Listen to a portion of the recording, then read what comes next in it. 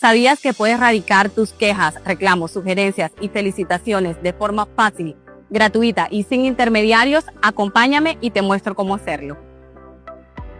Si eres de los que prefieres una atención presencial, acércate a cualquiera de nuestras oficinas de atención al usuario y uno de nuestros colaboradores atenderá tu solicitud paso a paso. Recuerda que estamos en los municipios de Albania, calle 4, número 366, Barranca, calle 11 con carrera 10, esquina, Distracción, calle 11, número 1264, Maicao, carrera 16, número 1631, Manaure, carrera 5, número 754, Río Hacha, calle 12A, número 1117, Uridia, carrera 8, número 1085 y también en Nazaret, frente al Parque La Virgencita.